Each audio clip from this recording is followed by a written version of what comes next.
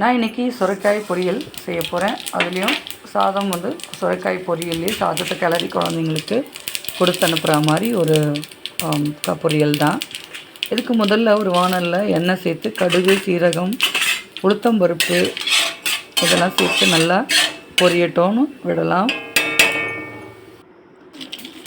வேர்க்கடலை ஒரு 2 கை அளவு வறுத்து அதில் ஒரு நம்மளுக்கு காரத்தை அந்த மாதிரி ஒரு 2-3 காய்ந்த மிளகா சேர்த்து வறுத்து அரைச்சி வச்சுப்போம்.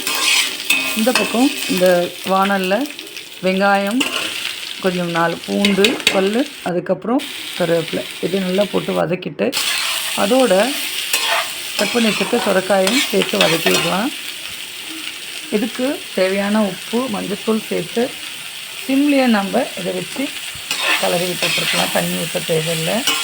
நம்ம இதை மூடி வச்சோம்னா அதிலேருந்து வர தண்ணியும் வந்து இதில் வெந்துடும். நம்ம எக்ஸ்ட்ரா தண்ணி ஊற்றி அதை ரொம்ப வந்து வெந்த மாதிரி அதுவும் நல்லா இருக்காது.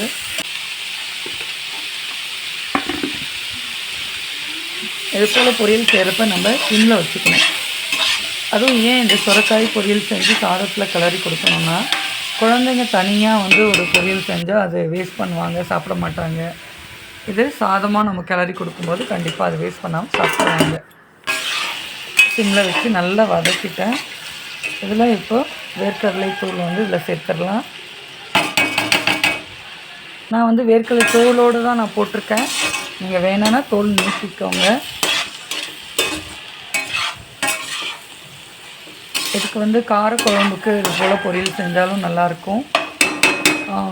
இல்லை நம்ம சாதமாக குழந்தைங்களுக்கு கிளறி கொடுத்து எப்படியும் நம்ம குழந்தைங்கள சாப்பிட வைக்கலாம். சுரைக்காய் பொரியல் நீங்களும் செஞ்சு பாருங்கள். தேங்க்யூ.